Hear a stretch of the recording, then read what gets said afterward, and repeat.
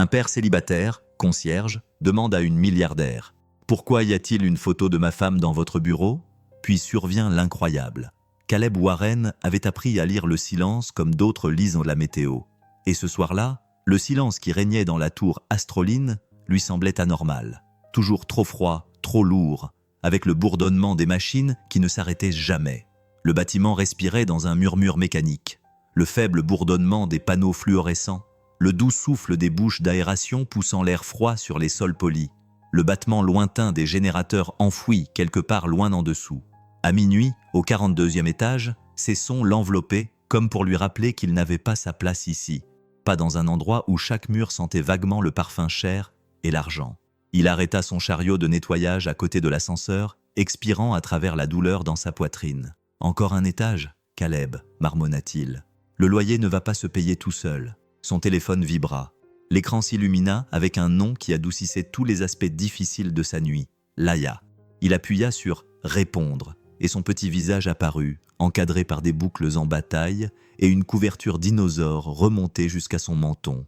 Il remarqua immédiatement le hoquet rauque de sa respiration. « Salut, mon rayon de soleil » murmura-t-il. « Tu utilises ton inhalateur avant de te coucher ?» Laïa acquiesça. Il entendit le léger clic plastique du capuchon de l'inhalateur, puis sa petite inspiration, faible, sifflante, mais courageuse. « Papa, tu rentres bientôt à la maison ?» Il déglutit. Ce son le touchait à chaque fois, comme si quelqu'un appuyait son pouce sur une ecchymose récente. « Dès que j'aurai terminé mon travail spécial ce soir, tu dormiras bien. »« D'accord, papa t'aime plus que tout. » Elle gloussa faiblement. « Plus que la pizza. » Il sourit. « Encore plus que la pizza. » Lorsque l'appel prit fin, le silence revint, plus intense qu'auparavant. Il fouilla dans la poche de sa chemise et en sortit l'avis de loyer impayé, plié au coin, froissé à force d'avoir été ouvert et replié trop souvent. Il n'avait pas besoin de ce rappel, mais il le fixait quand même du regard. Puis, le talkie-walkie à sa ceinture grésilla. « Warren, on a besoin de toi au bureau du PDG du 42. » Après le dîner de présentation aux investisseurs. Le bureau du PDG, l'endroit où les gens comme lui étaient censés se déplacer discrètement, rapidement, invisiblement. Il poussa le chariot vers l'avant. L'ascenseur s'ouvrit sur un monde différent. Ici, la moquette ne murmurait pas. Elle absorbait les sons jusqu'à lui donner l'impression de marcher dans le rêve de quelqu'un d'autre. L'air sentait légèrement le jasmin et quelque chose de doux comme du coton, comme des draps frais sortis du sèche-linge. Une odeur étrange pour un étage d'entreprise. Il avança dans le couloir, passant devant des murs recouverts d'œuvres d'art abstrait qu'il ne prétendait pas comprendre. L'emblème d'Astroline brillait au-dessus de chaque porte, le métal froid captant les échos faibles de ses pas. Lorsqu'il atteignit les doubles portes vitrées du PDG, il constata que l'une d'elles était légèrement entr'ouverte. Un léger courant d'air s'en échappait, frais, parfumé, dérangeant. Il poussa le chariot à l'intérieur. La pièce était sombre, à l'exception de la lueur lointaine de la ville qui filtrait à travers les baies vitrées. Quelque part loin en dessous, il pouvait entendre les klaxons étouffés par la distance, les moteurs roulant comme des vagues fatiguées. Sur le sol, près d'une table en marbre, gisait un verre de vin rouge renversé. Son odeur fruitée et vive se mêlait à l'odeur métallique plus froide du cristal brisé. Il s'agenouilla, ramassa les éclats et écouta le tintement fragile de chaque morceau tombant dans sa poubelle. Mais cette odeur de coton jasmine continuait de l'envelopper, effleurant sa mémoire. Il la connaissait trop bien. C'était la bougie que sa femme avait l'habitude d'allumer dans leur petit appartement, celle qu'elle allumait après que Laïa se soit endormie. Lorsqu'ils avaient enfin quelques minutes de tranquillité ensemble, il se figea. Cette odeur n'aurait pas dû être là, pas à cet endroit, pas dans cette tour. Un frisson d'inquiétude le parcourut. Il se redressa lentement, s'essuya les mains sur son pantalon de travail et se tourna vers le mur opposé aux fenêtres. Un doux projecteur illuminait un seul portrait encadré. Sa gorge se serra. Il s'approcha. Le bourdonnement des ventilateurs devint plus fort dans ses oreilles. Chaque pas semblait plus lourd, puis il retint son souffle. Elle était là, souriante dans sa blouse blanche, ses cheveux délicatement ramenés derrière une oreille, ses yeux chaleureux, animés du même feu tranquille qui l'avait fait tomber amoureux, la même fossette au coin de la bouche, le même petit grain de beauté en forme de croissant sous sa lèvre inférieure. Sa femme, Grace, décédée 3 ans plus tôt, enterrée dans le petit cimetière d'une ville voisine. Disparu dans un accident lors d'un orage. Il revivait encore cet accident dans ses cauchemars. Il ne pouvait ni bouger, ni cligner des yeux. La plaque sous le portrait brillait d'un éclat doré. Dr Grace Lorne, scientifique visionnaire, fille bien-aimée. Non, il respira, la voix brisée. Non, non, ce n'est pas vrai. Sa poitrine se serra. Grace Warren, tu étais ma femme, tu l'étais. Sa main se tendit vers le cadre, mais ne le toucha pas. Il avait peur qu'il disparaisse ou, pire encore, qu'il reste exactement le même. Son pouls battait si fort qu'il faillit ne pas entendre le cliquetis des talons derrière lui. Puis une porte s'ouvrit. Une voix forte et autoritaire retentit dans la pièce. « Que faites-vous ici ?» Il se retourna brusquement. Vivien Lorne, la femme dont tout le monde dans l'immeuble murmurait le nom, la PDG milliardaire qui pouvait licencier un homme d'un simple regard, se tenait dans l'embrasure de la porte. Ses talons claquaient contre le seuil avec une autorité impeccable. Il pouvait entendre son souffle régulier mais perplexe tandis qu'elle observait la scène. Les employés ne sont pas autorisés à rester dans ce bureau après les heures de travail sans autorisation, dit-elle, chaque mot étant sculpté dans la glace. Pourquoi êtes-vous ici ? Elle s'arrêta. Son regard suivit le sien et se posa sur le portrait. Quelque chose dans sa respiration se brisa, à peine audible, mais suffisamment pour qu'il puisse entendre la fracture. La voix de Caleb trembla. « Pourquoi ? Pourquoi la photo de ma femme est-elle dans votre bureau ?» Vivien cligna des yeux, stupéfaite. « Votre femme ?» Sa voix se brisa sur le dernier mot. Et la pièce, son silence, son air froid, son parfum de jasmin et de coton fantomatique se réduisirent à une seule question impossible. Aucun d'eux ne pouvait s'échapper pendant un long moment. Aucun d'eux ne bougeait. Le bureau semblait plus froid qu'auparavant, comme si le bâtiment lui-même retenait son souffle. Caleb pouvait entendre le faible bourdonnement de la ventilation, le bruit lointain de la circulation en contrebas et le rythme sauvage et irrégulier de son propre cœur qui battait dans ses oreilles. Vivian Lorne fit un pas lent vers l'avant, chaque claquement de talons étant net et délibéré. « Expliquez-vous, » dit-elle, bien que la fermeté de sa voix vacilla. Caleb déglutit péniblement. « Je vous ai dit que la femme sur la photo, c'est ma femme, Grace Warren. » Vivien retint son souffle. « Non, c'est le Dr Grace Lorne, ma sœur, sa sœur. Et vous, à sa place, vous feriez quoi ? Vous partez, ou vous exigez toute la vérité. Dites-le en commentaire. » Ces mots le frappèrent comme un coup de poing. Il secoua la tête, les paumes moites. « Grace Warren, elle est morte il y a 3 ans, dans un accident de voiture. Nous étions mariés depuis 8 ans. » Sa voix se brisa. « Nous avons une fille. » Les yeux de Vivian se plissèrent de suspicion, et son ton redevint froid. « Vous voulez que je croie ça ? Que ma sœur disparue depuis 10 ans se soit enfuie, ait changé d'identité, se soit mariée avec un concierge, ait eu un enfant, et n'ait jamais contacté ni moi, ni aucun membre de notre famille ?» Elle poussa un soupir grave et sans humour. « C'est une histoire extraordinaire, monsieur Warren. » Il tressaillit lorsqu'elle insista sur le mot « concierge ». « Peu m'importe que vous me croyiez ou non, » dit-il doucement. « Je connais son visage. Je connais le son de son rire. Je sais comment elle fredonnait lorsqu'elle cuisinait. Je connais la cicatrice qu'elle avait au poignet après avoir essayé de couper une pizza congelée avec un couteau émoussé. Cette femme, votre sœur, est ma femme. » Vivian serra les lèvres. Quelque chose se tendit derrière ses yeux. Elle se dirigea brusquement vers son bureau et appuya sur le bouton de l'interphone. « Sécurité, présentez-vous immédiatement au bureau du PDG au 42e étage. » Caleb se raidit. « Je ne mens pas, c'est à moi d'en décider, » répondit-elle. Les pas dans le couloir se rapprochaient, réguliers, et suffisamment lourds pour que Caleb les sente à travers la moquette. Mais Vivien ne le renvoya pas.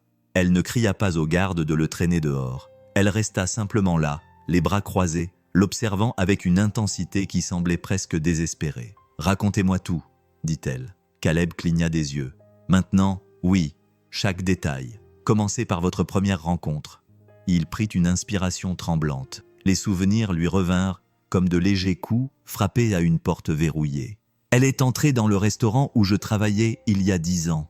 Elle a dit qu'elle venait d'arriver en ville. Elle a dit qu'elle n'avait pas de famille. » Sa voix s'adoucit, chargée de choses qu'il ne pouvait pas dire. Nous sommes rapidement tombés amoureux. Elle m'a dit que son passé n'avait pas d'importance, qu'elle voulait une vie simple, tranquille. Elle était gentille, brillante. Elle aimait nos petites routines. Elle sentait le jasmin et le savon à lessive. Il respira le même parfum dans ce bureau. Vivien serra les mâchoires. Elle détourna légèrement le visage, comme si elle ne voulait pas qu'il lise l'expression qui se glissait dans son sang-froid. « Ma sœur, dit-elle lentement, était une scientifique, un prodige. Elle a disparu après un conflit au sein de l'entreprise. Un jour, elle était là, entre présentations, travaux de laboratoire et réunions de recherche. Le lendemain, elle avait disparu. Pas de mots, pas de traces, rien. Peut-être qu'elle ne voulait pas être retrouvée, murmura Caleb. Vivien lui lança un regard furieux. Elle aimait la science. Elle aimait cette entreprise. Elle m'aimait. Les derniers mots tremblèrent. Elle ne serait pas partie sans raison. Avant que Caleb n'ait le temps de répondre, 2 agents de sécurité entrèrent. Leurs pas résonnaient sur la moquette épaisse. L'un d'eux demanda à Madame Lorne « Voulez-vous qu'on l'expulse » Vivien hésita. Caleb serra les poings, prêt au pire. Mais elle leva la main. Non, pas encore. Les agents échangèrent un regard, mais reculèrent. Vivien se tourna vers Caleb. « Je veux voir vos preuves. Des photos, des enregistrements, n'importe quoi. » Il acquiesça. « J'ai tout chez moi. » Son expression changea. « Très bien. » Elle fouilla dans sa veste et en sortit une carte, élégante, gaufrée, manifestement coûteuse. « Demain matin, à 9h, vous viendrez me voir directement, seul. Nous vérifierons la vérité. » Il prit la carte avec des doigts tremblants. Les gardes l'escortèrent en dehors, sans le toucher, mais suffisamment près pour que leur présence fasse écho à toutes les peurs qui bouillonnaient déjà sous sa peau. L'air nocturne à l'extérieur de la tour Astroline était vif, sec, bourdonnant du bruit lointain des moteurs et du brouhaha étouffé de la vie urbaine. Caleb se tenait sur le trottoir, fixant les panneaux de verre des gratte-ciel qui reflétaient les éclats de lumière lunaire. Son esprit tournait à toute vitesse. Grace, une scientifique, un portrait, une femme avec un passé qu'elle n'avait jamais partagé. Pourquoi ? Il rentra chez lui dans le brouillard, le doux cliquetis du vieux camion, le ronronnement du chauffage, le silence statique de la radio tard dans la nuit, tout se confondait. Ses mains se crispaient sur le volant chaque fois que son visage apparaissait dans son esprit. Lorsqu'il arriva à l'appartement, il se déplaça silencieusement pour ne pas réveiller Laïa.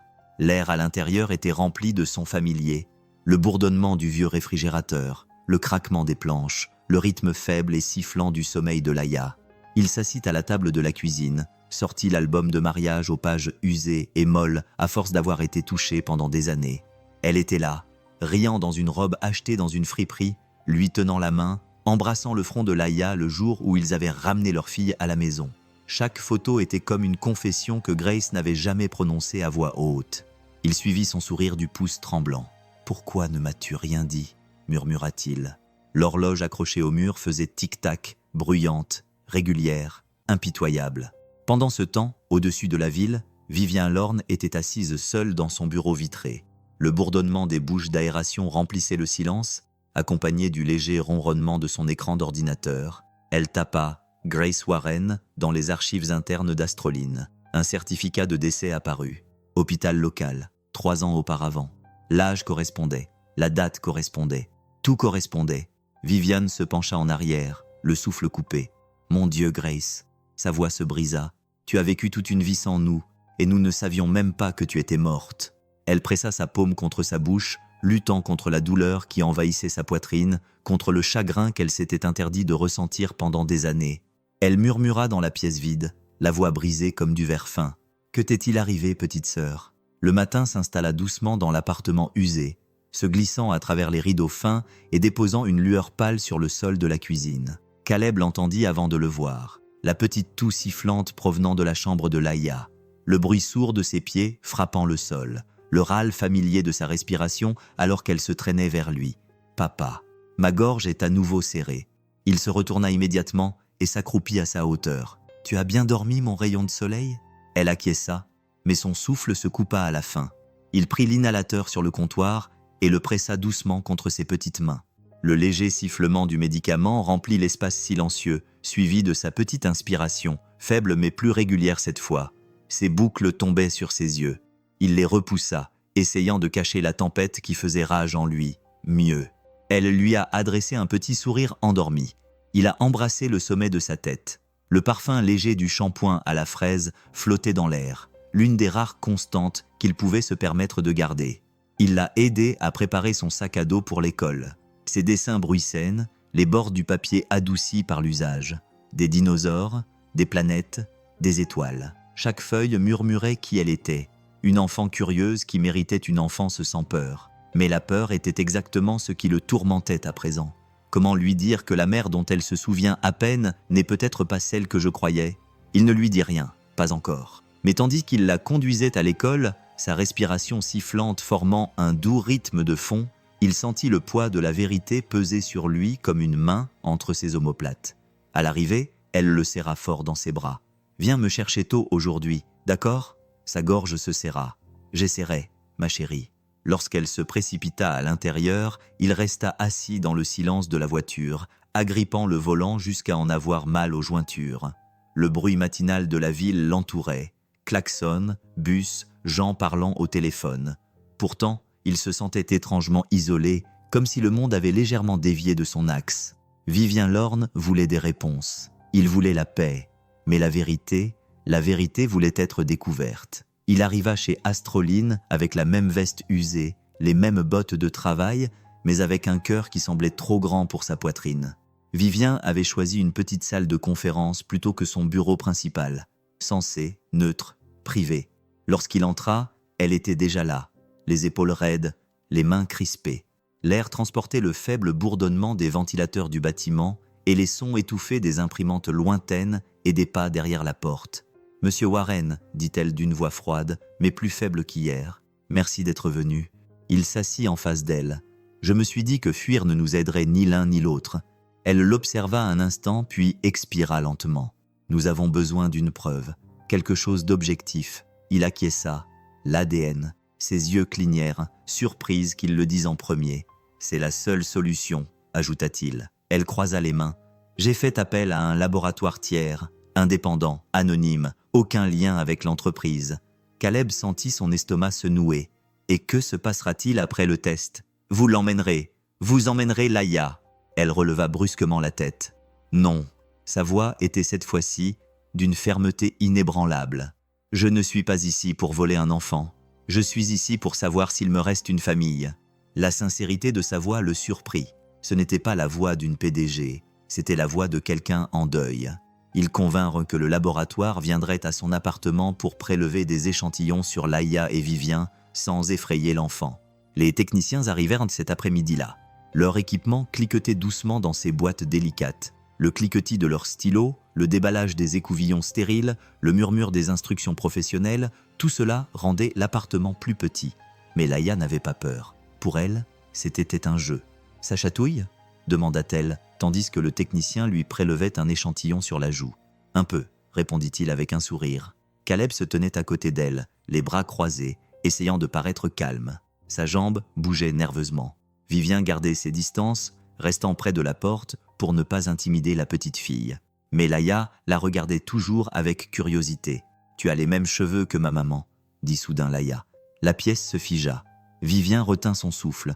Caleb sentit l'air changer, provoquant une douleur douce et indéfinissable. « Eh bien, » dit doucement Vivien, « ta maman devait être très belle. » Laïa acquiesça. Elle l'était.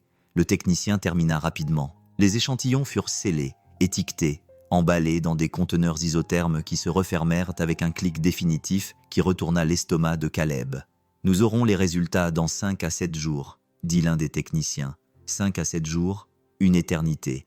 L'attente était lente et cruelle. Vivien appela une fois, puis une autre, pour demander comment allait Laïa. Pas de manière professionnelle, pas avec une politesse stérile. Il y avait de la chaleur, de l'hésitation, une étrange protection qui mettait Caleb mal à l'aise.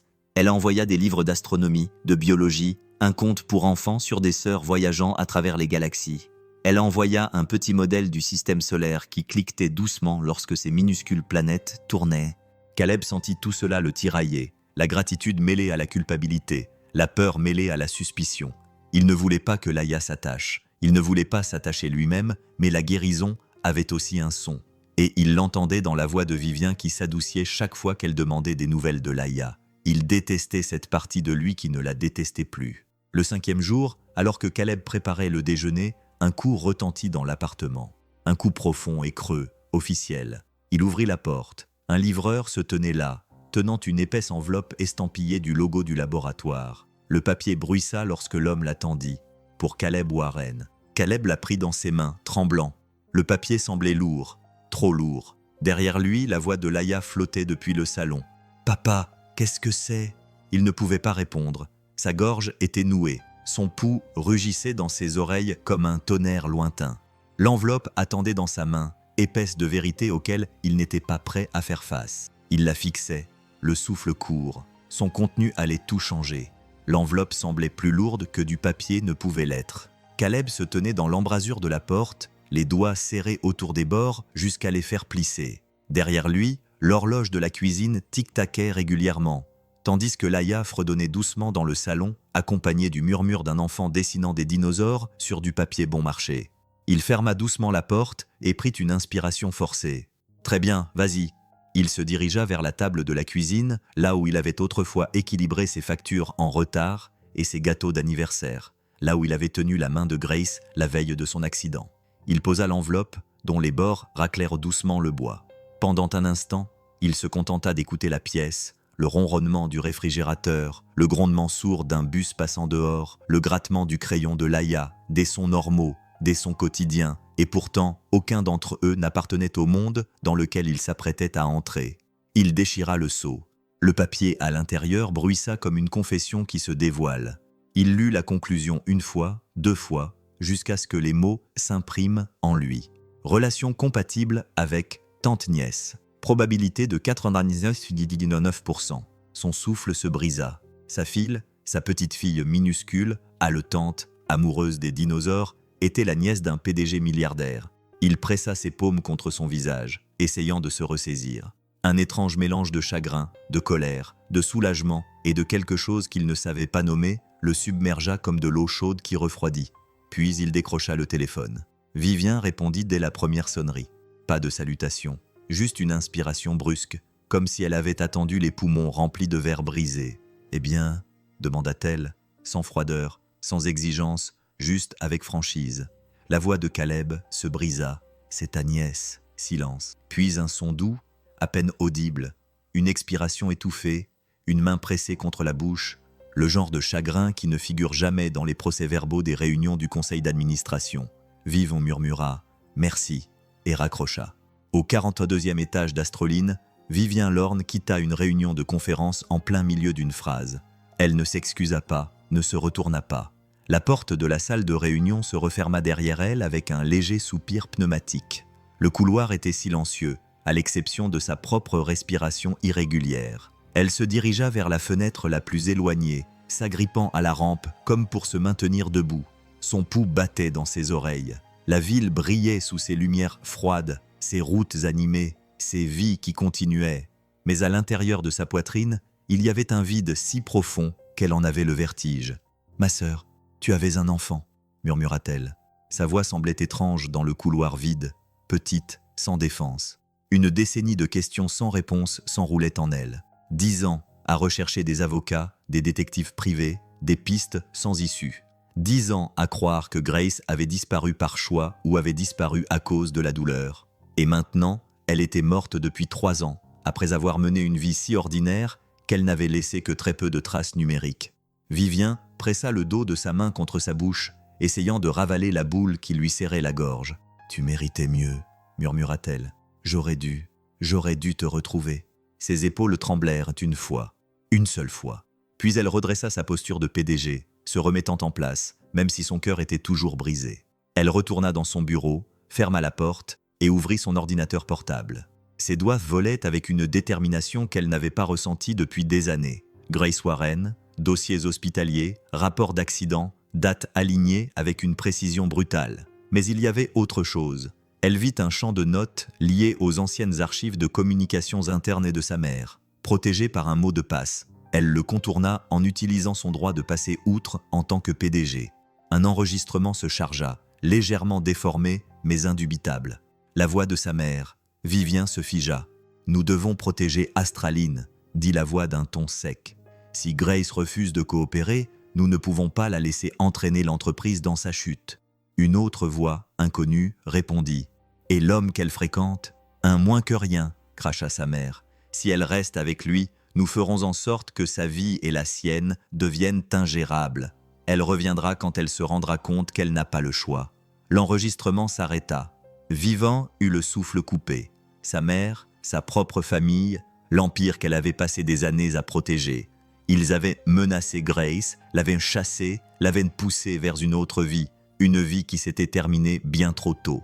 Viven leva la main, et se frotta le visage, effaçant le mascara qu'elle laissait rarement voir. Elle avait besoin d'air, elle avait besoin de réponses, elle avait besoin de Caleb. Pendant ce temps, Caleb était assis chez lui, la lettre toujours ouverte sur la table. Les mots étaient flous sur les bords, mais il n'avait pas besoin de les relire. Tante-nièce, 99,9%. C'était là. La vérité sur papier a en tête non officielle. Il fixa la photo de mariage à côté, Grace riant de tout son visage, un son qu'il pouvait encore entendre dans son esprit, doux et chaleureux. Il suivit son sourire du pouce. « Tu te cachais » murmura-t-il. Mais au lieu d'être en colère, il avait envie de crier. Il voulait comprendre, mais tout ce qu'il ressentait, c'était un amour douloureux et intense pour une femme qui avait vécu dans une peur qu'il n'avait jamais vue.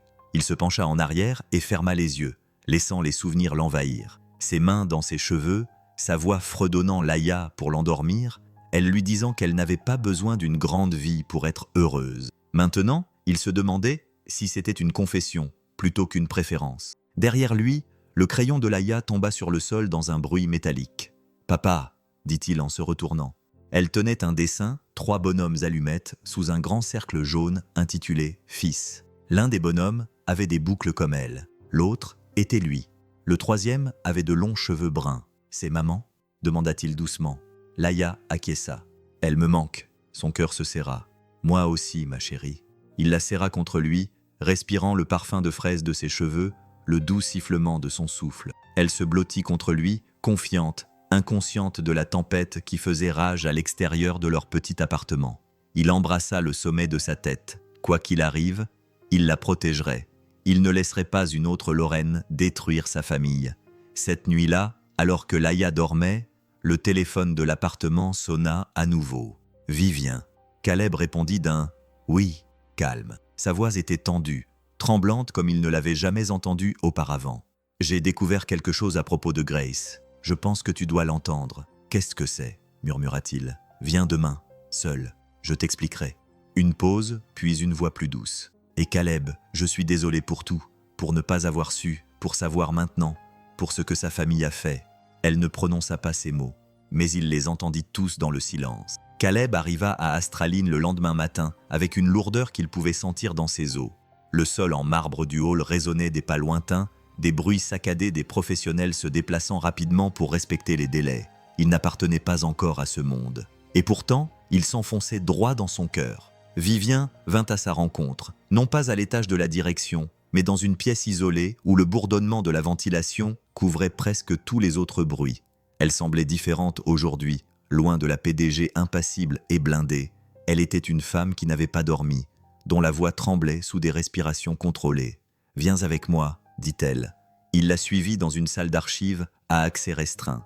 Alors que la porte en acier se refermait derrière eux, un léger bourdonnement mécanique emplit l'air. Une vibration basse et constante provenait des serveurs qui ronronnaient derrière une vitre de protection. La pièce sentait le vieux papier, le métal froid et l'électricité des secrets. Vivien passa son badge. Un petit écran s'alluma avec un léger bip électronique. « Ceci, dit-elle en ouvrant une série de dossiers numériques, ce sont des fichiers internes datant d'il y a 10 ans. La plupart ont été enterrés par le conseil d'administration. Ma mère a supervisé leur suppression. » Caleb se raidit à la mention de sa mère, connaissant désormais la voix derrière l'enregistrement qui menaçait la liberté de Grace. Vivien ouvrit un document. Le bruissement des pages imprimées résonna faiblement lorsqu'elle les posa sur la table. « Grace n'a pas fui, » dit Vivien doucement. « Elle s'est battue. »« Que voulez-vous dire » demanda Caleb en s'approchant. Vivien tapota un rapport. Ce sont ses recherches. Elle a découvert des effets secondaires graves dans un médicament qu'Astrine testait. Des risques réels, dangereux. Elle voulait arrêter immédiatement les essais. Caleb fronça les sourcils, essayant d'avaler le goût amer qui lui montait à la gorge. Et le conseil d'administration ne voulait pas cela. Il voulait le silence. Vivien murmura. « Ma mère, mon oncle Grégory Shaw, ils voulaient tous que l'essai se poursuive suffisamment longtemps pour garantir les investisseurs. Grace a refusé de participer à la dissimulation. La pièce semblait plus petite, plus chaude. Caleb pouvait entendre son cœur battre dans ses oreilles, couvrant même le bourdonnement du serveur. Elle m'a dit qu'elle se sentait piégée. Vivien continua. Je ne l'ai pas écoutée. Je pensais qu'elle dramatisait, qu'elle essayait de saboter l'entreprise parce qu'elle détestait les attentes de la famille. Elle fit une pause, ravalant un tremblement. Je ne réalisais pas qu'elle essayait de sauver des vies, Caleb fixait les papiers, les notes cliniques, les avertissements, les emails datés de quelques jours avant la disparition de Grace. Un email du Dr Grace Lorne attira l'attention de la direction du conseil d'administration. Objet, préoccupation immédiate. Nous devons informer les patients. Nous devons arrêter la distribution. Si nous ne le faisons pas, nous serons responsables de dommages irréparables. Caleb sentit quelque chose se tordre en lui. Il imagina Grace assise à leur petite table de cuisine, tapotant sa tasse du bout des doigts, lui disant qu'elle voulait juste faire ce qui était juste. Il pensait qu'elle parlait d'une petite chose au travail. Il n'avait jamais imaginé cela. Vivian ouvrit un autre fichier. La nuit précédente, elle avait disparu. Elle cliqua sur « Lecture ». Un extrait vidéo granuleux apparut. Les contours étaient flous, l'éclairage faible, mais on voyait clairement Grace dans une blouse de laboratoire. Elle avait l'air épuisée, déterminée. Sa voix était légèrement déformée par l'ancien enregistrement. « S'ils ne veulent pas écouter, je prendrai tout et je partirai ». La vidéo s'interrompit brusquement, corrompue. Vivian expira bruyamment.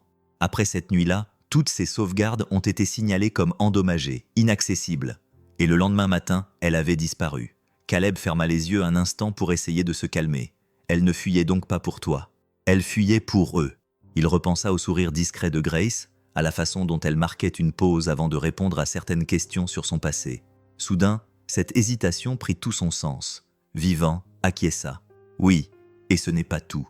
Elle ouvrit un autre dossier. La date correspondait au jour où Grace avait disparu. Ce fichier lui appartenait, dit Vivian. Elle l'avait crypté, avait essayé de le télécharger. Le conseil l'avait qualifié de corrompu et l'avait enterré.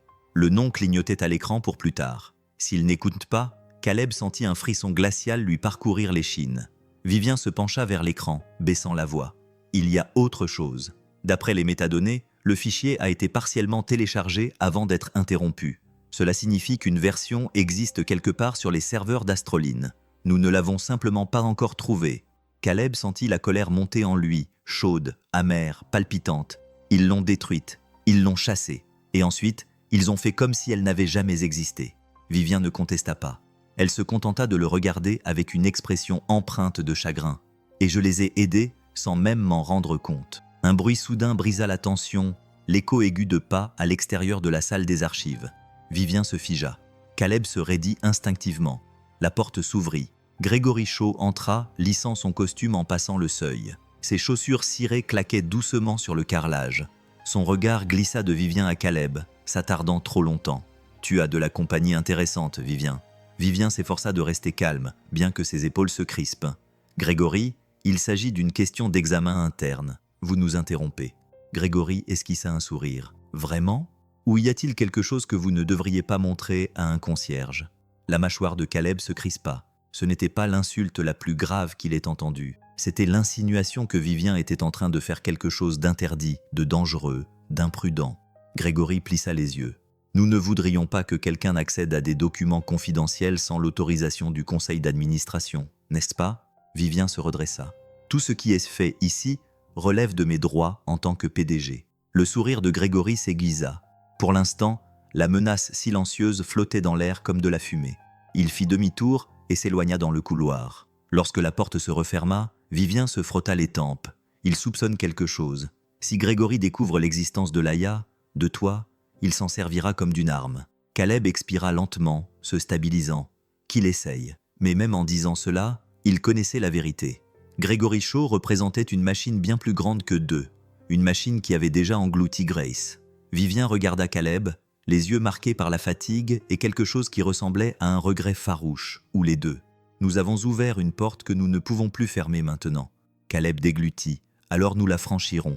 Elle acquiesça lentement, mais le bourdonnement des serveurs lui sembla soudain moins être un bruit de fond qu'un avertissement. Pour la première fois depuis des jours, l'appartement chaleureux semblait presque paisible. Le doux cliquetis de la vaisselle, le sifflement faible du radiateur et le fredonnement doux de Laia se fondaient dans un calme domestique qui faisait naître en Caleb un désir douloureux qu'il ne savait pas nommer. Vivian arriva avec le même calme en tête. Elle frappa doucement 3 fois, puis entra lorsque Caleb ouvrit la porte. Ses talons claquèrent une fois sur le seuil avant qu'elle ne les enlève, presque gênée. « J'ai apporté le dîner », dit-elle en brandissant 2 récipients provenant d'un restaurant voisin. L'arôme du bouillon chaud et des herbes se répandit dans la pièce. Caleb haussa un sourcil. Tu manges au restaurant. Un coin de sa lèvre se releva. Ne le répète pas. J'ai une réputation à défendre. Il esquissa un sourire malgré lui. Elle posa les boîtes avec des gestes prudents, comme si elle avait peur de casser quelque chose de fragile par accident. Peut-être avait-elle peur de le briser. « Où est Laïa » demanda-t-elle doucement. « Dans sa chambre, elle dessine. » Il hésita. « Elle s'est mise à l'aise avec toi. » La voix de Vivian s'adoucit. « Je sais qu'ils n'ont pas parlé de ce que cela signifiait.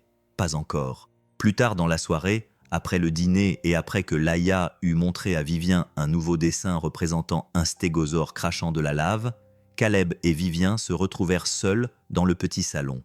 L'appartement semblait différent avec elle, plus chaleureux, plus plein, comme si quelqu'un avait augmenté l'intensité émotionnelle. L'air était rempli de doux bruits domestiques, le tic-tac de l'horloge murale, le ronronnement du réfrigérateur, le léger grattement de Laïa qui colorait dans la pièce voisine. Caleb était assis sur le canapé avec un dossier contenant les anciens emails et notes de Grace. Vivien était assise à côté de lui, si près que leurs épaules se touchaient presque. « Regarde ça » murmura-t-il en lui tendant un email imprimé. Sa voix était rauque de fatigue. Elle a écrit ça la veille de son départ. Elle disait qu'elle se sentait enterrée vivante. Je ne savais pas qu'elle parlait d'Astrène. Vivien lut en silence, le souffle coupé. Elle se battait seule. Même moi, je ne m'en étais pas rendu compte. La voix de Caleb se brisa. J'aurais dû lui en demander plus. J'aurais dû insister. Elle semblait toujours si soulagée de laisser le passé derrière elle.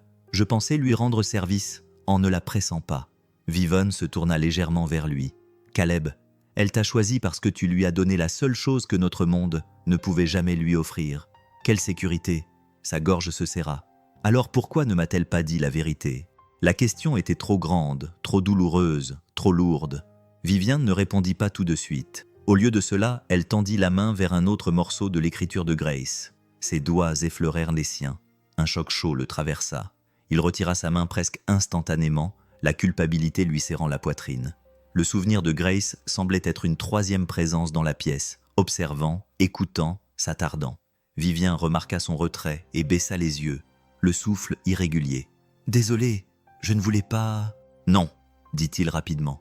« Ce n'est pas toi, » acquiesça-t-elle, mais son regard restait troublé. Le silence s'étira, long et pesant. Vivien expira lentement. « Parfois, le chagrin ne vous brise pas seulement, il vous transforme. » Caleb la regarda. Il regarda vraiment ses yeux fatigués, la vulnérabilité qu'elle essayait de cacher sous des couches de force. Pendant un instant, juste un instant, il vit la femme derrière l'empire. « Elle vous manque aussi, » dit-il doucement. La voix de Vivien n'était qu'un murmure. Leurs regards se croisèrent un peu trop longtemps. Puis, depuis la chambre de Laïa, un petit grincement de chaise qui glissait rompit le moment. Caleb cligna des yeux et se rassit. L'atmosphère devint plus froide, plus prudente. Vivien semblait tout aussi bouleversée. Elle glissa ses cheveux derrière son oreille, un geste qu'il ne l'avait jamais vu faire, sauf lorsqu'elle était très nerveuse. « Je devrais y aller bientôt », murmura-t-elle. Avant qu'il n'ait pu répondre, son téléphone vibra bruyamment sur la table. La vibration trancha le silence comme une lame. L'expression de Vivien se crispa avant même qu'elle ne regarde l'écran. « Grégory Shaw ». Elle hésita une seconde avant de répondre. « Oui ». Caleb vit son visage pâlir légèrement. « Oui, Grégory, je comprends.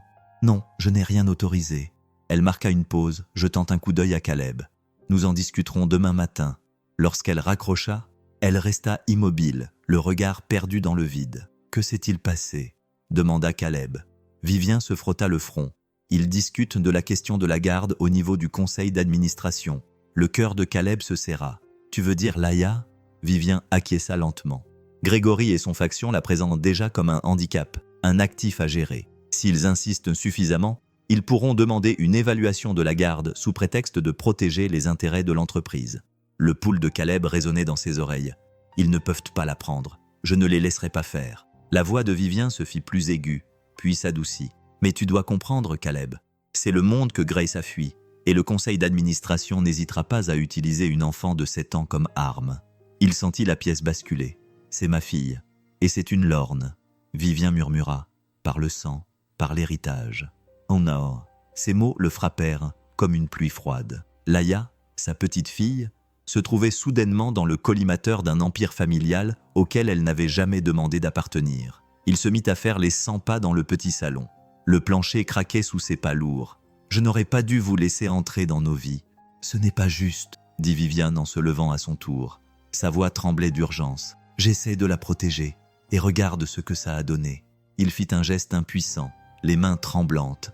C'est une enfant, elle est asthmatique, elle a des dessins sur le frigo, elle mérite une vie normale. Vivien s'approcha. Je suis d'accord, mais ce cachet ne la sauvera pas maintenant. Elle est déjà dans leur ligne de mire. Quelque chose en lui se brisa face à cette vérité. Il baissa la voix. Je ne sais pas comment les combattre. Vivian hésita puis posa une main sur son bras. Tu ne te battras pas seul. Ce petit geste plein de sincérité le transperça. Mais au lieu de le réconforter, il déclencha en lui une peur qu'il ne savait pas exprimer à voix haute. Il recula brusquement. « Vivian, je ne peux pas. Je sais, » murmura-t-elle, la douleur brillant dans ses yeux. « Je sais. » Ils restèrent là, à un souffle l'un de l'autre, le cœur battant à tout rompre pour des choses qu'aucun d'eux n'osait dire. Puis son téléphone vibra à nouveau. Un SMS cette fois, et ses yeux s'écarquillèrent. Elle le lut à voix haute. Réunion d'urgence du conseil d'administration. Sujet, confiance et révision de la garde. Caleb sentit son estomac se nouer. Vivien le regarda, la voix basse, urgente, tremblante. Il parle de Laïa. La pièce sembla soudainement étouffante, et les lumières de son petit salon clignotaient faiblement, vacillantes, incertaines, comme si elle pouvait sentir le monde changer autour d'elle. Le lendemain matin, la tour Astroline ne ressemblait pas à un immeuble. Elle ressemblait à une chambre de pression. Caleb le sentit dès qu'il y entra. Les pas précipités, les conversations étouffées derrière les vitres, la façon dont les gens baissaient la voix lorsque des cadres passaient. Quelque chose se tramait, et ce quelque chose portait le nom de sa fille. Il suivit les instructions envoyées par Viviane par SMS jusqu'à un ascenseur privé. Aucune musique ne jouait à l'intérieur, seulement le faible bourdonnement mécanique et le léger cliquetis de l'ascenseur qui montait. Lorsque les portes s'ouvrirent au niveau de la salle de réunion, ses paumes étaient moites. Vivian le rejoignit dans un couloir étroit, le visage impassible mais le regard troublé. Elle portait son autorité comme une armure. Pourtant, il y avait une fissure, mince mais indéniable. « Merci d'être venu », dit-elle doucement. « Je ne voulais pas que vous vous lanciez à l'aveuglette. Que se passe-t-il » demanda-t-il à voix basse. Elle inspira lentement. Le conseil d'administration discute du statut de Laïa en tant qu'héritière potentielle. Certains veulent le contrôle. Caleb serra les mâchoires. C'est une enfant. Elle a besoin d'inhalateurs, pas d'avocat. L'expression de Vivin était douloureuse. Je sais, mais pour eux, ce n'est pas une enfant. C'est une variable juridique. Ces mots donnèrent la nausée à Caleb. Avant qu'il n'ait pu répondre, les portes de la salle du conseil s'ouvrirent. Une vague de pas raffinés et de murmures s'échappa. Grégory Shaw se tenait à l'avant, ajustant sa veste de costume lorsqu'il aperçut Viven. Il esquissa un sourire. « Ah, le PDG arrive. » Son regard se posa sur Caleb. Son sourire s'accentua et le père. Caleb ne dit rien. Il ne se faisait pas confiance. Grégory fit un geste vers la salle de conférence. « Nous devrions commencer. » La salle de conférence était une cathédrale de verre et de pouvoir. Une longue table, des chaises en cuir, des écrans émettant un léger bourdonnement, le cliquetis discret des stylos et le bruissement des documents juridiques. Caleb avait l'impression d'être entré dans une salle d'audience déguisée en salle de conférence. Si vous sentez que ça va dégénérer, laissez un like. On va avoir besoin de soutien pour la suite. Grégory commença. Mesdames et messieurs, comme vous le savez, les résultats des tests ADN ont confirmé que la mineure, Laïa Warren, est une descendante biologique de la famille Lorraine. Cela soulève des questions cruciales concernant la succession de l'entreprise, la protection des actifs et l'image médiatique. Ces mots tombèrent comme des cailloux dans l'eau, petits mais provoquant des ondulations partout. Un autre membre du conseil d'administration ajouta « Si la nouvelle fuit, elle pourrait être prise pour cible. Les investisseurs paniqueront. Les concurrents pourraient exploiter son existence. » Une troisième voix intervint. « Nous devons envisager de la déplacer vers un environnement plus sûr et mieux contrôlé. » Caleb redressa brusquement la tête. « Un environnement mieux contrôlé? Comme un établissement ?» Grégory croisa les mains. « Pas un établissement. Un arrangement de tutelle structuré. Temporaire, bien sûr. » Vive se tourna brusquement vers lui. « Vous voulez dire l'éloigner de son père ?» Grégory haussa poliment les épaules. Personne n'utilisait cette expression. Vous n'aviez pas besoin de le faire. Sa voix se fit tranchante comme une lame. Caleb sentit la chaleur monter dans sa poitrine et lui serrer la gorge. Laïa est asthmatique. Elle est terrifiée par les bruits forts. Elle dort à peine si je ne suis pas dans la pièce. Vous voulez l'arracher à son foyer à cause du cours de votre action. Un murmure parcourut la pièce. Grégory resta impassible. Nous voulons assurer sa sécurité. Le monde n'est pas tendre avec les enfants pris dans les rouages du pouvoir. Des gens ont tué pour moins que cela, pour hériter d'une fortune. Nous ne pouvons pas permettre à cette entreprise d'être exposée à des vulnérabilités juridiques ou à un scandale. La voix de Viven vibrait de colère. Elle n'est pas un handicap. Tout est un handicap, rétorqua Grégory, y compris les sentiments. Ce mot frappa la salle comme une gifle. Viven s'avança, les paumes appuyées sur la table. Laïa est une enfant. Elle mérite la stabilité. Caleb est son père. Il l'a élevée seule pendant 3 ans sans faillir. Aucun conseil d'administration ne le menacera. Grégory haussa un sourcil. Avec tout le respect que je vous dois, Viven, votre attachement émotionnel obscurcit votre jugement. Si vous êtes trop compromise pour protéger les intérêts de l'entreprise, Caleb regarda Viven. Il vit la lueur de douleur, le resserrement de sa mâchoire, l'écho de la femme qui avait perdu sa sœur 2 fois. Une fois à cause de sa disparition, une fois à cause de sa mort. Il s'approcha d'elle. « Que les choses que soient claires, dit-il d'une voix ferme. Je ne vous la confierai pas. Peu m'importe comment vous appelez cela. Plan de protection de la tutelle fiduciaire. Vous ne prendrez pas ma fille. » Grégory se cala dans son fauteuil, tapotant doucement du bout des doigts. « Nous pouvons demander au tribunal une évaluation temporaire de la garde. Le Lauren Family Trust dispose de ressources. Les juges écoutent lorsque les mots « sécurité des enfants » et « risque d'héritage » apparaissent dans la même phrase. La colère de Vivien s'intensifia. « Si l'un d'entre vous insiste, vous violerez l'éthique même que notre entreprise prétend défendre. » Le regard de Grégory se refroidit. Ce n'est pas l'éthique qui dirige les entreprises, c'est le pouvoir. Le silence se fit. Vivien ferma les yeux un instant pour se ressaisir. Lorsqu'elle les rouvrit, sa voix était basse, presque tremblante de rage contenue. « Si vous vous en prenez à un père célibataire en deuil pour contrôler l'héritage d'un enfant, je dévoilerai tout, tous les mensonges liés au procès contre lequel Grace s'est battue. Elle est morte en essayant de réparer ce que vous avez détruit. » Le conseil d'administration s'agita, murmurant, mal à l'aise. L'expression de Grégory s'assombrit. « Attention, Vivien, les menaces d'un PDG peuvent être un motif de révocation. » Elle ne broncha pas. « Alors, révoquez-moi. » Caleb la regarda, stupéfait, bouleversé. Elle risquait tout pour lui, pour Laïa, pour Grace. Le reste de la réunion se déroula dans une atmosphère tendue, entre jargon juridique et menaces voilées. À la fin de la réunion, Caleb se sentait épuisé. À l'extérieur de la salle de réunion, Vivien l'entraîna dans un coin tranquille. « Ça va ?» demanda-t-elle doucement. « Non », admit-il. « Et toi ?» Son souffle tremblait. « Pas vraiment. » Ils partagèrent un silence, une compréhension pesante, fragile. Puis le téléphone de Caleb vibra. Un SMS de l'école de Laïa. Laïa souffrait de détresse respiratoire. « Venez immédiatement, s'il vous plaît. » Son sang se glaça. Il regarda Vivien, pris de panique. « C'est son asthme. Je dois aller la voir. Je viens avec vous, » dit-elle instantanément. Il ne discuta pas. Ils coururent dans le couloir. Les bottes de Caleb martelaient le sol. Les talons de Vivien claquaient comme des métronomes frénétiques. L'ascenseur descendait en bourdonnant, chaque étage s'affichant trop lentement. Lorsqu'ils arrivèrent au parking, les mains de Caleb tremblaient tellement qu'il laissa tomber ses clés. Vivien les ramassa et déverrouilla le camion sans hésiter. « Vas-y, dit-elle. Conduis. » Il obéit. Le vent rugissait contre les vitres alors qu'il roulait à toute vitesse vers l'école. Chaque respiration de Caleb semblait trop superficielle. Chaque seconde s'étirait. « S'il te plaît, » pria-t-il en silence. « S'il te plaît, fais qu'elle aille bien. » Il courut à l'intérieur dès leur arrivée, le cœur battant à tout rompre. L'infirmière se tenait à côté d'un petit lit où Laïa était allongée, respirant par petits coups courts et superficiels. « Son asthme s'est aggravé pendant la récréation, » dit l'infirmière doucement. Elle paniqua. Caleb se précipita vers elle et la prit dans ses bras. Sa respiration était sifflante, fragile, irrégulière. « Je suis là, ma chérie, » murmura-t-il, la voix brisée. « Papa, c'est là. » Viven se tenait à la porte, la main pressée contre sa poitrine, le chagrin et la culpabilité tourbillonnant dans ses yeux. Car tout le monde savait exactement ce qui avait déclenché la panique, le conseil d'administration, la menace, l'empire que Laïa n'avait jamais demandé à hériter. Et ce n'était pas fini, loin de là.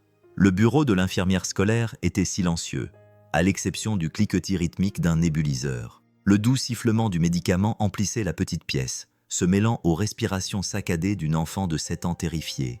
Caleb tenait Laïa sur ses genoux, la berçant doucement. Sa respiration sifflante s'était adoucie, mais toutes les quelques secondes, elle tremblait légèrement, encore sous l'emprise de la peur. Sa main lui caressait le dos en cercle, d'un geste régulier et rassurant. « Tout va bien, ma chérie », lui murmura-t-il dans les cheveux. « Papa est là. » Vivien s'attarda près de la porte, s'agrippant au cadre comme si elle en avait besoin pour rester debout. Sa respiration était superficielle, presque silencieuse. Voir Laïa lutter était comme revoir Grace, une autre personne chère qui luttait pour respirer à cause d'un monde trop lourd pour elle.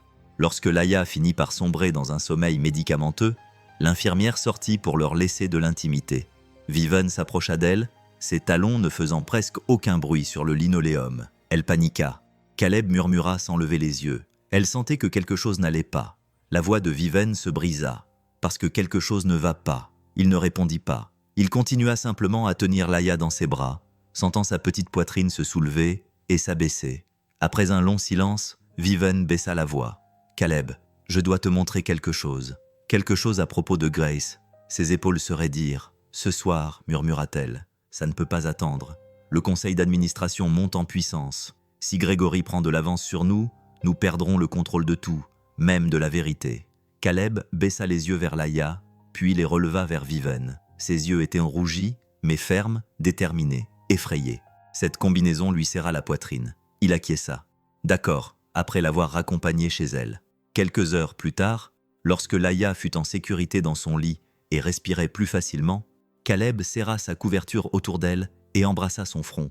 Elle ne bougea pas. Il se rendit dans le salon où Vivian l'attendait. Elle se tenait près de la fenêtre, regardant les lumières lointaines de la ville scintiller, douces lueurs derrière la vitre comme des secrets tremblants d'être révélés. « Tu es sûr d'être prêt pour ça ?» demanda-t-elle. « Non, » répondit-il honnêtement, « mais je le ferai quand même. » Vivien esquissa un sourire triste. « Alors viens avec moi. » Ils roulèrent en silence jusqu'aux archives de recherche hors site d'Astroline, un bâtiment en béton banal, sans enseigne. Seul le bourdonnement des climatiseurs et le scintillement des lampadaires lointains leur tenaient de compagnie. À l'intérieur, tout sentait la poussière, le métal froid et le doux bourdonnement électrique des serveurs dans les profondeurs du stockage. Vivien le conduisit dans un couloir étroit, ses talons tapant un rythme lent et régulier. « Après la réunion du conseil d'administration, j'ai revu les dossiers de ma sœur, dit-elle doucement. Et j'ai trouvé quelque chose, un ancien code de référence. Grace a laissé une trace que personne n'avait remarquée. Elle s'arrêta devant une porte verrouillée. Un scanner biométrique a émis un bip lorsqu'elle a posé sa paume dessus. La porte s'est ouverte dans un clic. Une petite pièce sans fenêtre, remplie de vieux terminaux poussiéreux et d'un seul poste de travail, attendait comme une capsule temporelle. L'air à l'intérieur semblait plus vieux, plus lourd, comme s'il avait retenu son souffle pendant une décennie. Un jeune informaticien, Evan, attendait debout. Il avait l'air nerveux et tapotait légèrement le bureau du bout des doigts. « Mise, Lorraine, dit-il. J'ai réussi à reconstruire une partie du fichier corrompu, mais il est différent. » « En quoi est-il différent ?» demanda Caleb. Evan déglutit. « Il est crypté avec une clé biométrique ADN à 2 personnes. Il faut 2 correspondances pour l'ouvrir.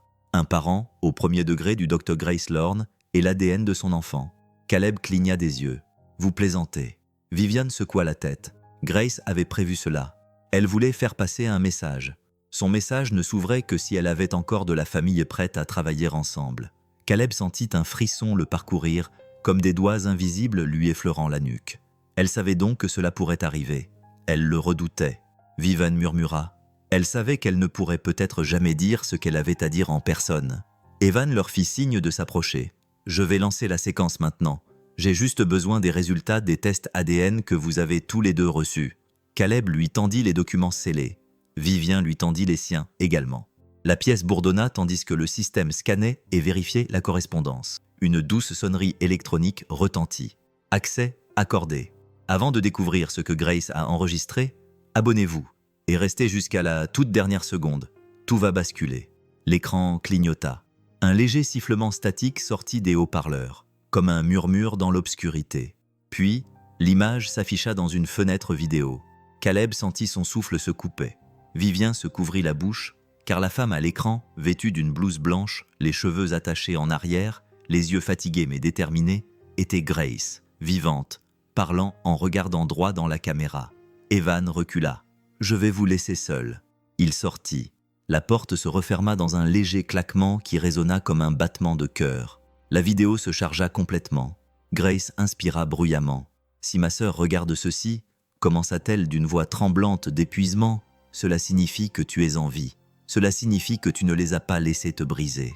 Vivien tituba vers l'écran, les yeux et les lèvres pleines tremblantes. Et si l'homme que j'aime regarde, continua Grace. Caleb sentit la pièce basculer. Ses jambes faillirent se dérober sous lui. Sa voix s'adoucit d'une manière qu'il n'avait pas entendue depuis la nuit précédant son accident. Alors je n'ai pas pu te dire au revoir. Je suis désolé. Je suis tellement désolé. Caleb ravala un sanglot douloureux qui lui serrait la gorge. Grace pressa une main contre sa poitrine dans la vidéo. Je suis parti parce que je ne pouvais plus laisser Astroline me contrôler et je ne pouvais pas les laisser te détruire. Je devais vous protéger tous les deux. Les genoux de Viviane se dérobèrent sous elle. Elle se rattrapa au bord du poste de travail. Les yeux de Grace brillaient dans l'enregistrement. Si Laïa est en vie, si ma fille regarde cette vidéo un jour, dites-lui que maman l'aimait plus que tout au monde. Caleb sentit son cœur se briser une seconde fois. Différemment, plus profondément, plus clairement, un chagrin enveloppé de compréhension. Grace continua, la voix de plus en plus ferme. Si cette vidéo a été ouverte, alors la vérité doit être révélée. Mes recherches, mes avertissements, mes directives juridiques, tout se trouve dans ces archives. Elle se pencha vers la caméra. Mais vous devez travailler ensemble. Promettez-moi de ne pas les laisser transformer ma vie en champ de bataille. L'écran se figea sur le visage de Grace, ses yeux, sa bouche féroce tremblante et un demi-sourire dont il se souvenait. Caleb tendit la main et toucha l'écran du bout des doigts, comme s'il pouvait sentir sa chaleur à travers le verre froid. Vivien murmura « Grace, pourquoi n'es-tu pas venue me voir ?» Sa voix se brisa en 1000 morceaux. Les haut-parleurs crépitèrent avec la dernière phrase de l'enregistrement, douce, presque brisée. « S'il te plaît, arrange ça. » Puis l'écran devint noir. Un bip silencieux et pulsé emplit la pièce. Caleb et Vivien restèrent là, debout, à fixer le moniteur vide, le cœur battant au même rythme douloureux. La vérité était enfin révélée, tout comme ses conséquences. La pièce semblait incroyablement petite après la fin de la vidéo. Le silence pesait sur les murs comme un poids physique, épais, immobile, faisant écho à la voix fantomatique de Grace. Caleb resta figé, les doigts posés sur l'écran noir, comme s'il pouvait remonter le temps d'un simple effleurement. Derrière lui, Vivien respirait bruyamment, d'un souffle irrégulier, comme si elle essayait de ne pas craquer devant quelqu'un en qui elle avait soudainement plus confiance qu'elle ne l'aurait voulu. Son murmure brisa le silence. Elle savait tout. Caleb déglutit péniblement. Elle essayait de nous protéger. Un léger bourdonnement mécanique emplissait l'espace provenant des serveurs derrière le mur. Il ressemblait à un pouls régulier et vivant, tandis que Caleb et Vivien restaient là, essayant de se reconstruire. Vivien s'essuya les yeux, mais les larmes continuaient de couler. Caleb, elle ne s'enfuyait pas simplement. Elle courait vers quelque chose, vers une vie qu'elle avait choisie, vers toi. Sa respiration était saccadée. J'ai passé 10 ans à penser qu'elle nous avait abandonnés. Et pendant tout ce temps, elle vous sauvait tous les deux des gens qui, selon elle, allaient la détruire. Caleb eut la gorge serrée. Il ne faisait pas confiance à sa voix. Pas encore. Evan, le spécialiste en informatique, jeta un coup d'œil prudent dans la pièce. « Madame Lorne, je suis désolé, je ne voulais pas vous interrompre, mais il y a autre chose. » Viviane cligna rapidement des yeux, reprenant le contrôle d'elle-même. Autre chose. Evan acquiesça, désignant un deuxième écran. La vidéo n'était pas la seule chose qu'elle avait cryptée. Il y a un dossier, des documents juridiques, des directives, des protocoles. J'ai réussi à décrypter la plupart à l'aide de la clé ADN. Il appuya sur une touche. Un léger carillon retentit. Une nouvelle série de fichiers s'ouvrit, avec des titres clairs et sans équivoque. Fondation Laïa Trust. Conditions d'attribution des bénéficiaires de brevets. Projet de mise en œuvre d'urgence de la réforme éthique de la ligne Astra. Si quelque chose m'arrive, Caleb retint son souffle. Quoi? Qu'est-ce que tout cela? Viviane s'avança, les yeux balayant rapidement les documents. C'est plus qu'un message, c'est un projet juridique. Grace essayait de protéger ses recherches et sa fille de cette entreprise. Evan acquiesça. Et de quiconque pourrait abuser de son travail. Viviane cliqua sur le premier document. Un contrat numérique s'afficha à l'écran. La voix enregistrée de Grace flottait doucement depuis un haut-parleur, seule note audio intégrée au fichier. Si vous lisez ceci, cela signifie que l'entreprise a refusé d'écouter. Cela signifie que le conseil d'administration a choisi le silence. Je ne peux pas laisser mon travail devenir une arme. Caleb sentit son estomac se nouer. Grace savait exactement ce qu'Astroline pouvait devenir, ce qu'elle était devenue. Viviane parcourut le document du regard. Elle avait transféré le contrôle de ses brevets, de sa propriété intellectuelle et de ses parts dans le Lorne Trust à une fondation portant le nom de Laïa. Elle expira, manquant de trébucher. Elle a fait de votre fille l'unique bénéficiaire. Caleb cligna rapidement des yeux, les mains tremblantes. Ma fille. Vivien acquiesça. Grace voulait que chaque parfum, chaque brevet, chaque levier dont elle disposait soit utilisé à bon escient, pour réformer la sécurité, pour protéger les patients, et non pour faire des profits. Evan s'éclaircit doucement la gorge, et elle a nommé un administrateur chargé de gérer tout cela. Vivien se figea, puis Evan cliqua sur le fichier suivant. Un seul nom apparut. Administrateur Vivien Lorne. Vivien recula d'un pas. Non, elle ne ferait pas ça. Elle me détestait à la fin. Elle est partie à cause de moi. Caleb s'approcha, la voix basse. Elle n'est pas partie à cause de toi. Elle est partie à cause de ce qui t'entourait. Vivien déglutit péniblement pour ravaler son chagrin. Elle me faisait confiance pour régler ça. Caleb acquiesça. Et elle te faisait confiance pour ne laisser personne prendre Laïa. Vivien couvrit sa bouche d'une main, laissant échapper un léger son, un souffle brisé qu'elle retenait depuis une décennie. Nous devons continuer à lire, murmura-t-elle. Evan ouvrit la dernière directive de Grace. Si quelque chose m'arrive, la voix enregistrée de Grace revint, calme, stable, douloureusement courageuse. À l'homme que j'aime, je suis désolé. Je voulais t'épargner la guerre que je menais. Je voulais que nous ayons une vie à l'abri de la peur. Si je ne pouvais pas rester, je voulais que tu saches que tu étais mon choix, chaque jour. Caleb pressa une main contre ses yeux, comme s'il pouvait empêcher la douleur de jaillir. Grace continua. « Ah ma sœur, si tu regardes ceci, c'est que tu as survécu. J'ai toujours cru que tu en étais capable, mais tu dois maintenant faire un choix. Rester dans une machine construite par nos parents ou aider à réparer ce que nous avons brisé. Si tu choisis la deuxième voie, tu ne seras pas seul. Caleb sera à tes côtés. Et notre fille, oui, notre fille héritera d'un monde façonné par la gentillesse et non par le pouvoir. » Le souffle de Vivien tremblait. Elle croyait en nous avant même que nous nous rencontrions. La voix de Grace devint plus douce, plus intime. Et à ma fille, si tu es assez grande pour entendre cela un jour, sache que tu étais aimée. Tu n'as jamais été une erreur, tu étais ma rédemption. L'enregistrement s'arrêta brusquement. Le silence envahit à nouveau la pièce.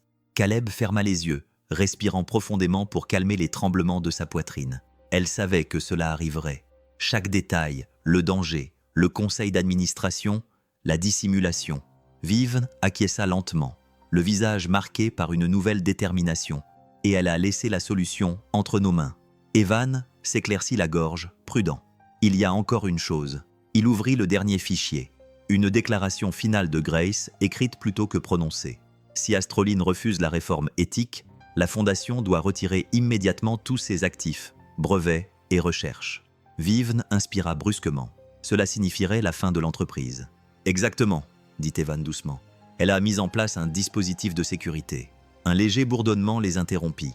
Le téléphone de Viven vibrait sur la table métallique. Elle le consulta. Son visage pâlit. Caleb sentit sa poitrine se serrer. Et maintenant, Viven déglutit péniblement. Grégory.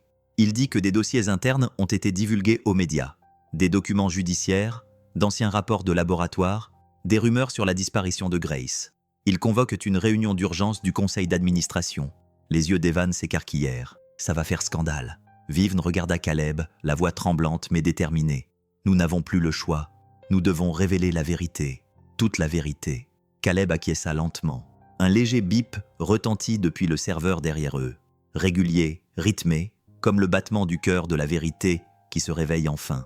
Il se tenait dans la lumière de l'héritage de Grace, sachant que la prochaine étape pourrait tout détruire ou tout sauver. Au matin, la tour Astroline ressemblait à l'œil d'une tempête. Trop lumineuse, trop calme, trop agitée juste sous la surface. Des drones d'information volaient devant les vitres du hall, leur faible bourdonnement mécanique se mêlant au brouhaha des conversations anxieuses qui ricochaient sur le sol en marbre. Quelqu'un murmura « Est-ce vrai ?» Un autre murmura « Grace est en vie, une enfant ». Les gros titres se mirent à clignoter sur les téléphones comme des étincelles s'enflammant sur des feuilles sèches. Caleb serra plus fort l'inhalateur de Laïa dans ses mains tandis qu'il la portait à travers la foule. Elle blottit sa tête contre son épaule. Grace était en vie, et une enfant était impliquée. Les gros titres se mirent à clignoter sur les téléphones comme des étincelles s'enflammant sur des feuilles sèches. Caleb serra plus fort l'inhalateur de Laïa tandis qu'il la portait à travers la foule. Elle blottit sa tête contre son épaule, respirant légèrement, encore sous le choc de l'épisode de la veille. L'air sentait vaguement les batteries d'appareils photo, le parfum et la tension. Viven est apparu à travers la ligne de sécurité, flanqué de 2 gardes de confiance. Sa voix habituellement calme semblait tendue. Amenons-la à l'étage, loin de tout ça. Ils conduisirent Caleb et Laïa dans l'ascenseur privé. Les portes se refermèrent dans un léger sifflement, étouffant le chaos extérieur. Pendant un instant, les seuls sons étaient la respiration sifflante de Laïa et le bourdonnement lointain de l'ascenseur qui montait. Viven regardait droit devant elle, la mâchoire serrée. Le conseil d'administration organise un vote aujourd'hui. Caleb ne demanda pas de quel vote il s'agissait. Il connaissait sa carrière, son pouvoir, son dernier rempart contre Grégory et les autres. « Que veulent-ils » murmura-t-il. « Me destituer » répondit-elle doucement. Enterrer le dossier de Grace, revendiquer la garde dans l'intérêt supérieur de l'héritage Lorne. Caleb sentit son estomac se nouer. Vivien ne sourit pas. C'est ce qui me fait peur. La salle du conseil semblait plus froide aujourd'hui. Une longue baie vitrée offrait une vue imprenable sur la ville. Les voitures circulant comme des veines de lumière, mais à l'intérieur, l'atmosphère était tendue et pesante. Les papiers bruissaient, les stylos cliquetaient, les costumes murmuraient comme un tonnerre lointain. Grégory se tenait à la tête de la table. Posture impeccable, voix claire, calme, déconcertant. Compte tenu des fuites dans les médias et des préoccupations éthiques, nous allons procéder au vote sur le maintien de Vivien Lorne au poste de PDG. Il jeta un regard à Caleb avec un mépris à peine voilé. Monsieur Warren peut constater que son lien avec les récents développements rend sa présence pertinente. Caleb était assis près du fond. Laïa se blottissait contre lui, écoutant sa respiration faible tandis qu'il lui caressait lentement l'épaule. Vivien se tenait au centre, seule mais pas petite. Un léger tremblement agitait le bout de ses doigts, mais sa voix était ferme, claire, impossible à ignorer. « Je vais parler en premier. » Grégory fronça les sourcils. « Vous pouvez, mais cela ne changera rien aux faits. » Viven se tourna vers le conseil. « Les faits, dit-elle lentement, sont précisément la raison pour laquelle je suis ici. » Elle posa une petite clé USB sur la table. « Voici le message de Grace, ses documents, ses avertissements, ses preuves. » Un murmure parcourut la salle. Viven inspira. Elle n'était pas instable, elle n'était pas rebelle, elle ne fuyait pas ses obligations familiales. Elle protégeait les patients et révélait la vérité. Grégory serra les mâchoires. Des affirmations non vérifiées, l'interrompit Viven. Vérifiées par des horodatages ADN et des métadonnées archivées que vous espériez que personne ne trouverait jamais. Elle laissa planer le silence. Caleb regarda les membres du conseil d'administration se tortiller, mal à l'aise, leur assurance affichée vacillant. Vivien poursuivit d'une voix plus grave. « Grace est morte en pensant que personne ne l'entendrait. Je refuse de laisser cela se produire. » Grégory frappa légèrement du poing sur la table. « Votre attachement émotionnel compromet votre jugement. » Le regard de Vivien se durcit. « Non, mon humanité corrige la vôtre. » Un murmure s'éleva dans la salle de réunion, tel le vent dans l'herbe sèche. Caleb sentit sa poitrine se gonfler d'une émotion intense. Respect, fierté et chagrin s'entremêlaient. Vivien s'avança, les paumes ouvertes. « Vous devez choisir entre faire ce qui est juste et protéger une image fondée sur le silence et la peur. Si vous me gardez comme PDG, je réformerai Astraline, même si cela nous coûte de l'argent. Si vous me renvoyez, la fondation de Grace retirera les brevets qui alimentent la moitié de cette entreprise. » Grégory se pencha vers elle. « Êtes-vous en train de nous menacer ?»« Je vous dis la vérité, » répondit-elle. Grace s'en est assurée. Un membre du conseil d'administration à l'air sévère murmura à un autre « Si elle part, la fondation fera fermer les divisions de recherche. » Quelqu'un d'autre murmura « La presse est déjà aux aguets, nous ne pouvons pas étouffer cette affaire. » Grégory tenta un dernier angle. Vivien utilise un enfant pour contrôler le récit. Caleb se leva. Tous les regards se tournèrent vers lui. Il ne cria pas, il ne trembla pas. Il parla simplement avec la force tranquille d'un homme qui n'avait plus rien à perdre. « J'ai rencontré Grace dans un restaurant, » commença-t-il. Sa voix était douce, posée. Elle s'est assise dans une banquette fissurée, a commandé une soupe qu'elle a fait semblant d'aimer et m'a demandé si la vie devait toujours être bruyante. Il sourit faiblement. Elle voulait des petites choses, des choses réelles, des choses que l'on ne peut pas mesurer dans les rapports trimestriels. La salle devint silencieuse. Elle a accouché dans un lit d'hôpital d'occasion. Elle a élevé Laïa avec des histoires pour s'endormir et des couvertures usagées. Elle n'a jamais mentionné qu'elle était seule. Il a regardé autour de la table.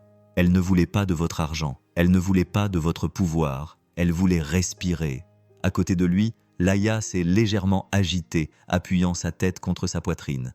Caleb a baissé la voix. « Si vous me l'enlevez, si vous transformez ma fille en symbole d'entreprise, vous prouverez exactement pourquoi Grace s'est enfuie et pourquoi elle n'est jamais revenue à la maison. » Silence. Long, lourd, tranchant l'air. Grégory perdit son sang-froid pour la première fois. « Cela n'a aucune importance », intervint Vivien d'un ton sec. « C'est tout ce qui compte. » Le membre le plus âgé du conseil d'administration, un homme discret qui n'avait pratiquement pas pris la parole depuis 3 ans, s'éclaircit la gorge. Passons au vote. Les chaises bougèrent, les stylos grattèrent le papier, de petits jetons métalliques cliquetèrent dans l'urne. Le cœur de Caleb battait à tout rompre. La petite respiration de Laïa réchauffait sa chemise.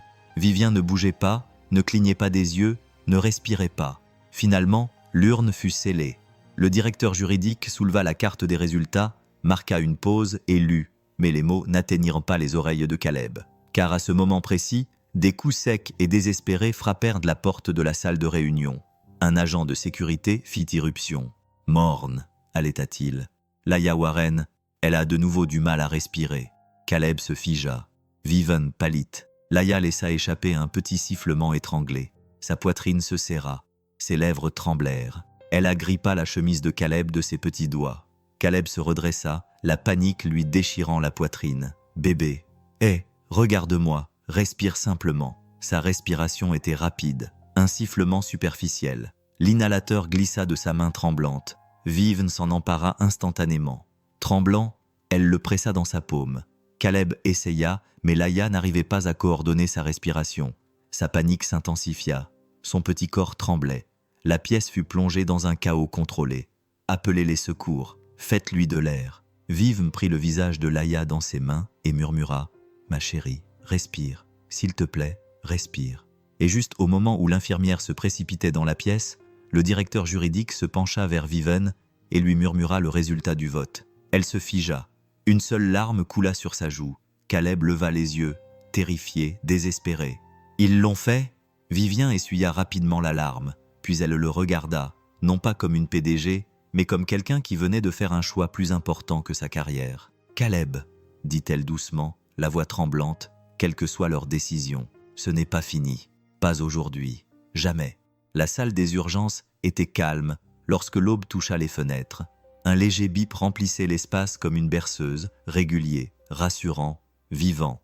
Laïa dormait recroquevillée sur le côté, la poitrine se soulevant lentement. Sa respiration n'était plus un champ de bataille. Caleb était assis à côté d'elle, les coudes sur les genoux, les mains serrées si fort que ses jointures étaient blanches depuis des heures.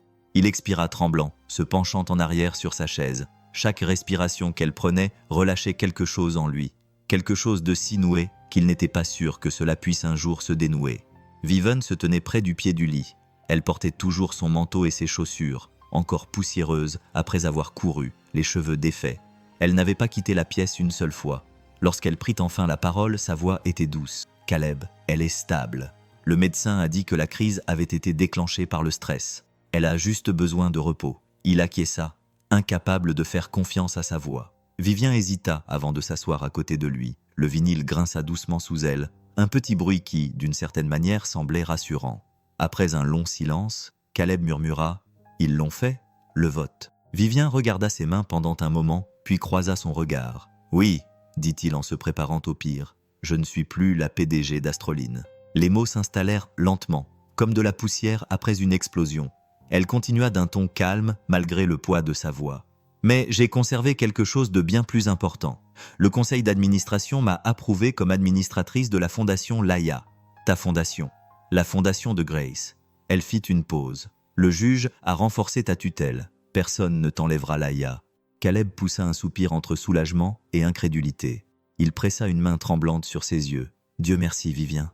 Merci. Tu ne me dois aucun remerciement. C'est moi qui ai laissé tomber Grace. Je ne laisserai pas tomber son enfant. » Sa voix tremblait. « Ou toi ?» Laïa remua doucement, murmurant quelque chose dans un souffle à peine audible. Mais Caleb se pencha vers elle. « Maman !» Ce mot les transperça tous les deux. Caleb tendit la main et lui caressa doucement les cheveux. « Je suis là, ma chérie. Papa est là. » Le regard de Vivien s'adoucit. « Elle t'aime tellement. »« Grace aussi ?» murmura-t-il. Vivien acquiesça, déglutissant avec précaution. Les protocoles de Grace avaient été activés ce matin. Le nouveau PDG a signé le paquet de réformes. Les excuses officielles seront rendues publiques à midi. Les victimes de l'ancien procès vont enfin obtenir réparation. Et les mesures de protection des patients, celles que Grace avait tant réclamées, vont devenir obligatoires dans tous les établissements Astroline. Elle expira dans un souffle tremblant. Elle avait gagné. Caleb, même après tout ce qui s'est passé, elle a gagné. Plus tard dans l'après-midi, l'hôpital a laissé Laïa sortir avec de nouveaux inhalateurs, un plan de soins et une équipe de spécialistes organisée par Vivien. Ils sont sortis dans une brise légère, l'air frais mais pas froid, portant le parfum léger du début du printemps.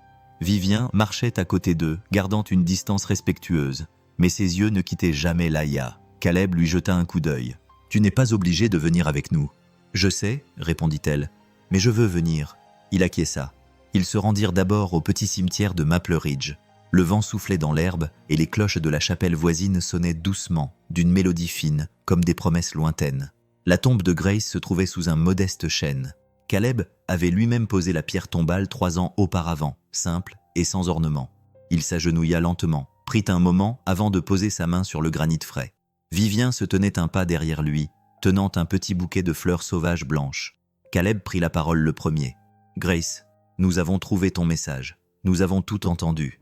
Tu avais raison au sujet de l'entreprise, mais tu avais tort sur un point. » Sa voix se serra. « Tu n'avais pas besoin de me protéger de mon amour pour vous tous. » Il s'essuya les yeux, riant doucement de lui-même. Laïa s'agenouilla à côté de lui, ses petits doigts traçant les lettres gravées. « Bonjour maman, je vais bien. J'ai eu peur, mais papa et tante Vivien m'ont aidé. » Vivien inspira brusquement, les larmes lui montant aux yeux. Caleb lui fit un signe de tête doux. « Vas-y. » Vivien s'agenouilla et déposa les fleurs devant la pierre. « Grace, je ne t'ai pas vue. Pas la vraie, toi. Je ne t'ai pas écoutée quand tu avais le plus besoin de moi. » Sa voix se brisa. « Mais je t'écoute maintenant. Je promets de poursuivre ton œuvre et d'aimer Hila de tout mon cœur. » La brise se leva à nouveau, caressant leurs joues comme une main douce. Pendant un instant, aucun d'eux ne parla. Ils n'en avaient pas besoin. Le chagrin et la gratitude cohabitaient enfin en paix. Les semaines passèrent. La vie reprit son cours, tranquillement, naturellement, doucement. Une nouvelle clinique communautaire ouvrit ses portes dans le sud de la ville, financée par la première subvention de la Fondation Laïa. Les familles faisaient la queue devant les doubles portes vitrées, certaines tenant leurs enfants, d'autres leurs formulaires médicaux, d'autres encore l'espoir qu'elles n'avaient pas ressenti depuis des années. Au-dessus de l'entrée, on pouvait lire « Centre de santé communautaire, Grace et Laïa, pour ceux qui méritent mieux que la peur. » À l'intérieur, les murs bourdonnaient du doux ronronnement des purificateurs d'air. L'odeur du café frais se mêlait au doux bruissement des dossiers médicaux et au murmure des infirmières saluant les visiteurs. Caleb se tenait derrière le comptoir d'accueil, enregistrant un patient, tandis que Laïa colorait tranquillement dans un coin, dessinant 3 personnages, se tenant la main sous une pancarte sur laquelle était écrit « Maison ». Vivien entra, tenant un plateau avec 3 tasses fumantes. Une pour la réceptionniste, concierge, célibataire surmenée. « Papa », dit-elle doucement pour le taquiner. Caleb rit en prenant la tasse. « Et une pour l'administratrice qui ne sait pas s'arrêter de travailler. »« Et une, » dit-elle en tendant la dernière tasse à Laïa, « pour la fille la plus courageuse que je connaisse. » Laïa sourit et enlaça Vivien par la taille. « Tante Vivien, regarde, je t'ai dessiné encore. » Vivien s'agenouilla pour regarder le dessin, une petite famille sous un ciel chaud.